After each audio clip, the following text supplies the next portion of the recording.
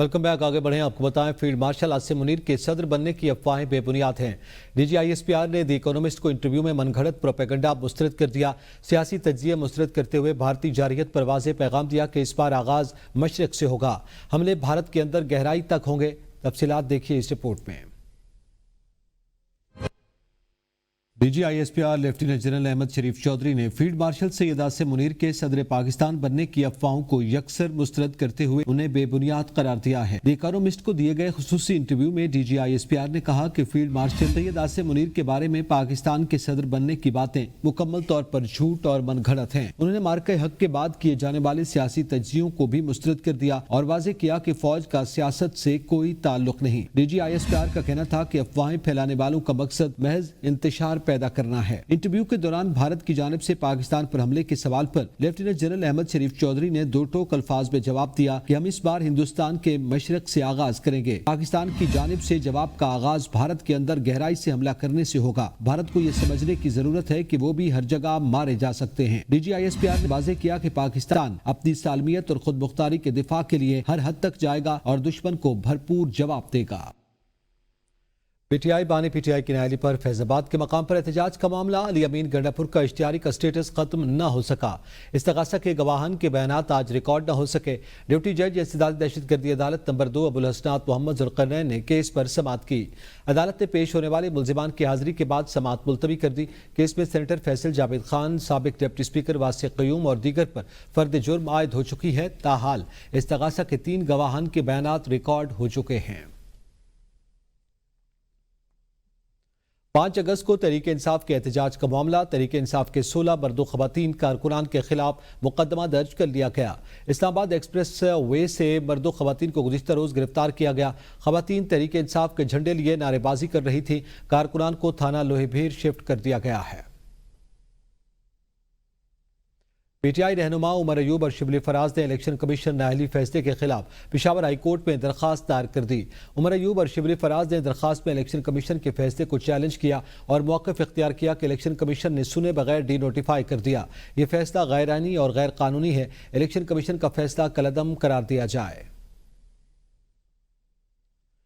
PTI रहनुमा जरताज गुल ने पेशावर हाई कोर्ट में हिफाजती जमानत के लिए दरखास्तें दायर कर दी।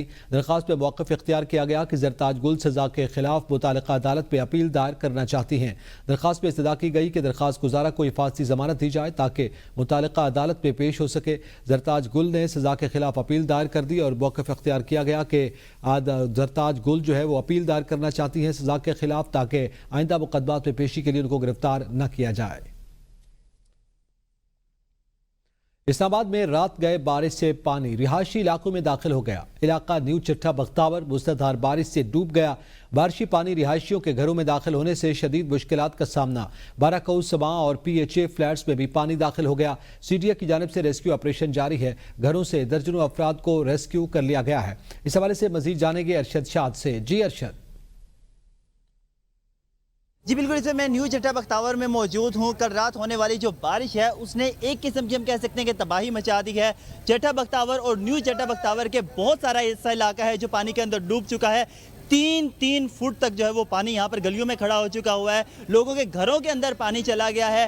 गुज़िश्ता रात से लोग अपनी मदद आप के तहत घरों के अंदर से पानी निकालने की कोशिश कर रहे हैं और अब भी गलियों के अंदर पानी खड़ा हुआ है। अब से कुछ देर कब यहाँ पर जो है मशीनरी आ चुकी है। इंतजामिया की जानिब से कोशिश की जा रही है लेकिन ताहाल पानी नहीं निकाला जा सका। यहाँ पर बहुत सारे लोग भी मौजूद हैं जो इंतजामिया की मदद भी कर रहे हैं और जो यहाँ पर परेशान हाल भी हैं। आइए इनसे जानने की कोशिश करते हैं। सुबह बारिश हुई है जी जनाब 5 बजे, तो तब से यही हाल है। हर तरफ घरों में पानी गया हुआ है।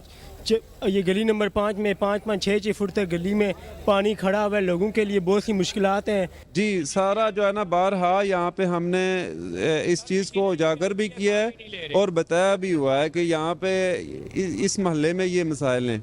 पीछे असल में आज का जो मसला है वो ये जो है ना जो नाला है, चूँकि यहाँ पे तजावज़ात हुई हैं, इंतज़ामिया को सारी चीज़ का बताया कि भाई पीछे तजावज़ात हैं। जैसा कि आपने देखा कि शहरी कह रहे हैं कि तजावज़ात की वजह से जो है वो यहाँ पर पानी जमा हुआ है और हर बरसात में हमारे साथ यही सूरत हाल होती है। इंतज़ामिया इस चीज़ से बाखबर है लेकिन इस पर फिलहाल जो है वो कोई भी इकदाम नहीं किए जा रहे। जी راول ڈیم کا لیول 1750.90 فٹ پر پہنچ گیا ہے۔ راول ڈیم کے سپلویز کھول دیے گئے ہیں۔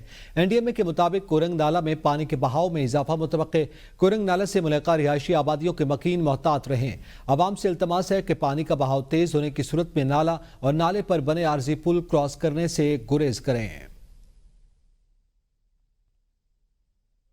خانپور اور گردنواں میں موسلادھار بارش کے بعد خانپور ڈیم کا لیول 1971 فٹ تک جا پہنچا۔ صرف 11 فٹ کی گنجائش باقی رہ گئی۔ پانی کی آمد 1028 اور اخراج 149 کیوسک ریکارڈ کیا گیا۔ ڈیم کا ٹاپ لیول 1982 فٹ مقرر ہے۔ انتظامیہ نے سپلویز کھولنے کی تیاریاں مکمل کر لیں۔ جھیل لبالب بھرنے سے خانپور ڈیم کی رونقیں بحال ہو گئیں۔ شہری، سیاح، شکاری اور آبی پرندے بھی جھیل کا رخ کرنے لگے۔ سیاح کشتی رانی، اونٹ اور گھوڑے کی سواری اور جھولوں سے لطف اندوز ہو رہے ہیں۔ شرط لگانے اور جوا کی سرگرمیوں میں ملوث متعدد ویب سائٹس اور ایپس بلاک کر دی گئیں۔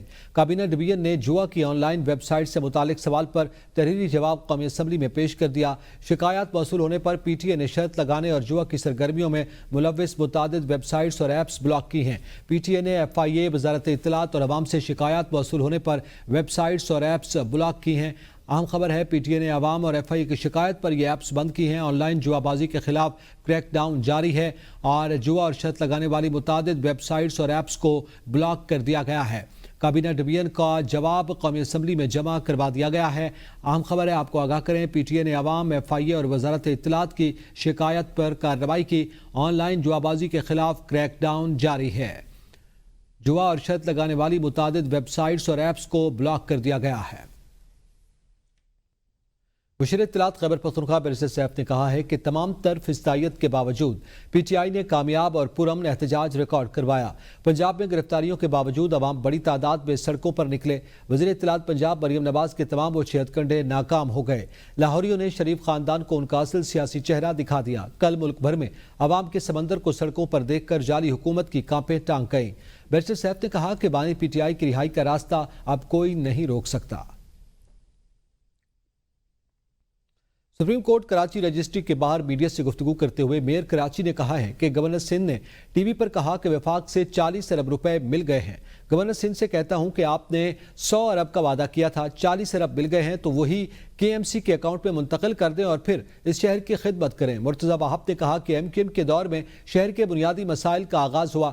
چائنا کٹنگ، زمینوں کی کمرشلائزیشن اور بندر بانٹ ایم کیو ایم کے دور کا افسانہ ہے۔ گورنر صاحب نے یاد ہے آپ کو کہا تھا میں 100 ارب روپے کروا رہا ہوں، میئر مجھ سے مانگ لے، میں نے مانگے تھے۔ تو میں نے بھی پچھلے دنوں ٹی وی پہ یا کہیں سوشل میڈیا پہ دیکھا تھا، انہوں نے کہا مجھے 40 ارب روپے مل گئے۔ تو میں پھر گزارش کروں گا گورنر صاحب کو کہ 40 ارب روپے کا وعدہ 100 کا کیا تھا، چلیں 40 ہی آپ لے آئے، تو 40 ارب روپے کے ایم سی کے اکاؤنٹ میں منتقل کر دیں اور پھر شہر کی خدمت کے لیے کام کریں۔ ہمیں تو یہ پتا ہے کہ ایم کیو ایم کے دور کے اندر اس شہر کے جتنے بنیادی مسائل تھے اس کا آغاز ہوا۔ چائنا کٹنگ کہہ لیجئے آپ، زمینوں کی کمرشلائزیشن کہہ لیں، بندر باٹ کہہ لیں، وہ سارا اس دور کا افسانہ ہے۔ لیکن میں پھر یہ کہنا چاہوں گا جو ہونا تھا وہ ہو گیا، آگے سوچیں۔ وزیر دفاع خواجہ آصف کہتے ہیں وطن عزیز کی آدھی سے زیادہ بیوروکریسی پرتگال میں جائیدادیں خرید چکی اور اب وہاں شہریت حاصل کرنے کی تیاری میں مصروف ہے۔ یہ کوئی عام افسران نہیں بلکہ نامی گرامی بیوروکریٹس ہیں۔ یہ لوگ اربوں روپے ہڑپ کر کے اب ریٹائرمنٹ کی پرسکون زندگی گزار رہے ہیں۔ وزیر دفاع خواجہ آصف کہتے ہیں کہ سوشل میڈیا پر اپنے ٹویٹ میں خواجہ آصف نے کہا کہ بزدار کے ایک قریبی بیوروکریٹ نے صرف اپنی بیٹیوں کی شادی پر 4 ارب روپے کی سلامی وصول کی اور اب بغیر کسی احتساب کے آرام سے زندگی گزار رہا ہے۔ انہوں نے کہا کہ سیاستدان ان بیوروکریٹس کے بعد بچا کھچا حصہ لیتے ہیں اور محض نمائشی باتیں کرتے ہیں۔ نہ ان کے پاس پلاٹس ہوتے ہیں، نہ غیر ملکی شہریت، کیونکہ انہیں الیکشن لڑنا ہوتا ہے۔ یہ بیوروکریسی ہی ہے جو پاک سرزمین کو آلودہ کر رہی ہے۔ پاکستان سٹاک ایکسچینج میں کاروبار کے آغاز میں تیزی، 100 انڈیکس میں 986 سے زائد پوائنٹس کا اضافہ دیکھا گیا ہے۔ 100 انڈیکس 1,44,000 کی بلند ترین سطح پر ٹریڈ کر رہا ہے۔ پاکستان سٹاک ایکسچینج مسلسل تیزی کی جانب گامزن، کاروبار کے آغاز میں تیزی دیکھی گئی۔ 100 انڈیکس میں 986 سے زائد پوائنٹس کا اضافہ ہوا ہے۔ پاکستان کے ڈپٹی وزیر اعظم اور وزیر خارجہ سینیٹر اسحاق ڈار 23 اگست کو بنگلہ دیش کے دارالحکومت ڈھاکہ پہنچیں گے۔ دونوں ممالک کے درمیان تعلقات کو بہتر بنانے اور مختلف شعبوں میں تعاون کو فروغ دینے کے امکانات پر بات چیت کی جائے گی۔ وزیر خارجہ اسحاق ڈار اپنے دورے میں بنگلہ دیشی ہم منصب مشیر خارجہ محمد توحید حسین سے ملاقات کریں گے۔ بنگلہ دیش کے ساتھ تعاون کو مزید مستحکم کرنے کے طریقوں پر تبادلہ خیال کیا جائے گا۔